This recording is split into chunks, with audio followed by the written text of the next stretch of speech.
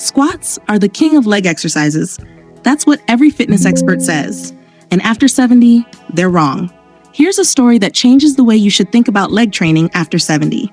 74 years old. Did squats his entire life. 2 years ago, his right knee gave out. Pain became unbearable. His doctor told him, stop squatting. You're going to need a knee replacement. He didn't want surgery, so he found one exercise to replace squats. Just one. 6 months later, his knee pain was gone. His legs were stronger than they had been in 15 years, and his doctor canceled the surgery referral.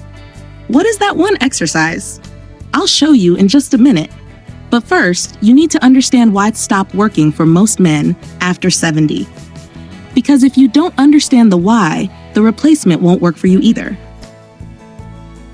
Why squats stop working after 70? Listen carefully, because this affects almost every man your age. Reason number 1, cartilage. The cartilage in your knee joint thins by about 3% per decade after age 40.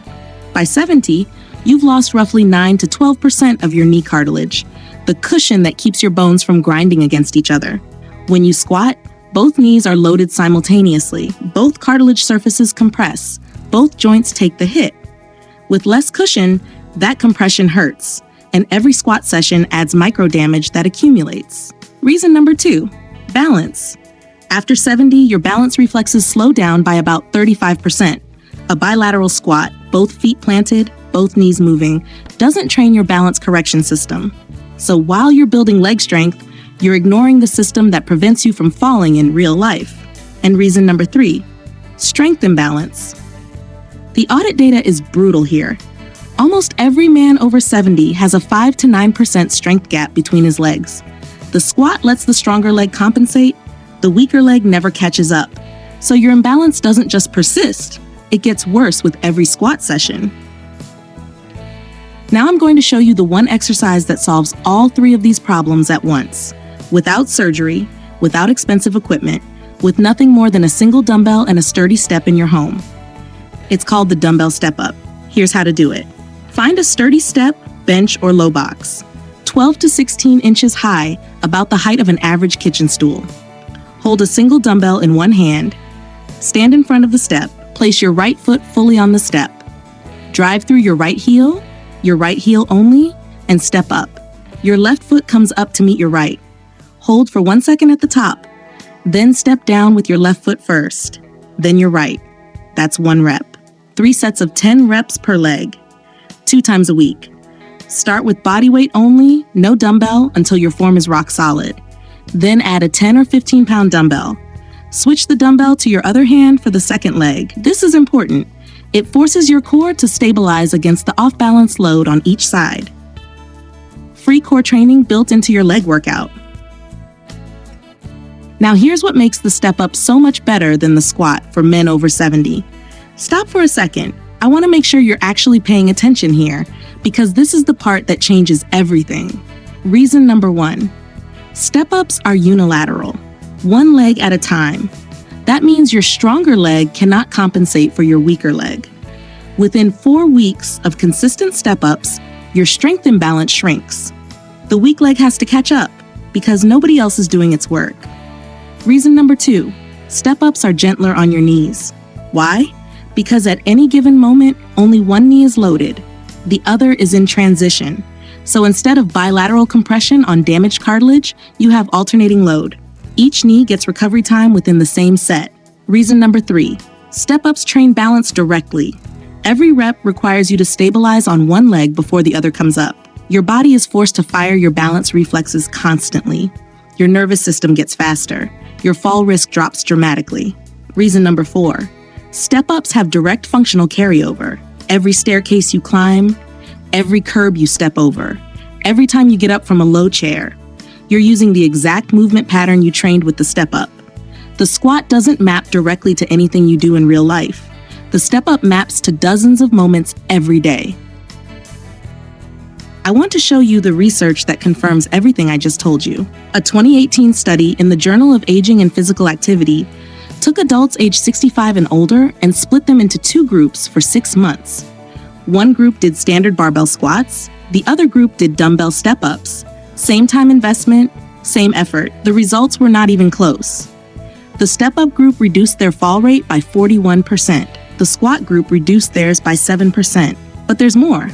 The step-up group gained an average of 17% more leg strength than the squat group. Same workouts, same months. Step-ups produced more strength because they exposed weak leg deficits the squat had been masking. And the third finding, the one that should matter most to anyone over 70, the step-up group reported 64% less knee pain than the squat group. Not similar, not slightly less, 64% less. That's the difference between training without pain and training in pain that compounds over months. So what does this actually look like for you, day by day, week by week? Weeks 1 and 2. You can do 5 to 8 reps per leg with body weight only. Your weaker leg, the one you've been hiding from your whole life, will shake. You'll feel ridiculous. You'll wonder how you got this weak. That's the system showing you what was hidden. I want you to think about something for a moment. That weakness was always there. The squat was just hiding it from you. Every step you took up a curb, every staircase, every awkward moment of getting up from the floor, your weaker leg was failing you, and you didn't even know which one it was. Weeks 3 through 6. You add a 10-pound dumbbell. Your reps go up.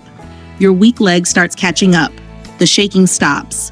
Your knee pain, the dull ache that woke you up at 3 in the morning, starts getting quieter. Weeks 7 through 12. 15 pounds, 20 pounds. By week 12, the imbalance is gone. Both legs are roughly equal. Your knees feel younger than they did at 60. You climb stairs in your house without using the railing for the first time in 8 years. Now let me lay out the entire weekly plan for you. Day 1. Step-ups, 3 sets of 10 reps per leg. Add an upper body push exercise like a dumbbell bench press. 3 sets of 10, 25 minutes total. Day 2. Step-ups again. 3 sets of 10 reps per leg.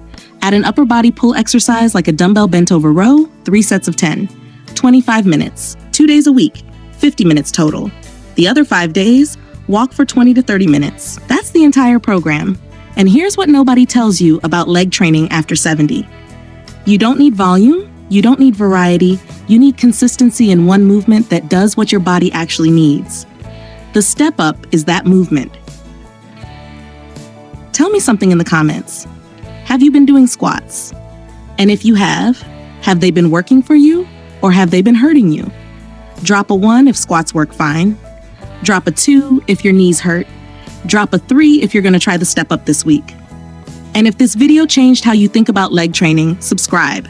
I post every day for men over 70 who refuse to accept knee pain, weakness, or decline. Men who want the truth, the science, and the exact moves that actually work. If you want to know what happens when men over 70 lift weights for 90 days, the day-by-day transformation, watch this video next. It's the perfect companion to what you just learned. Squats might be the king of exercises for men in their 30s and 40s.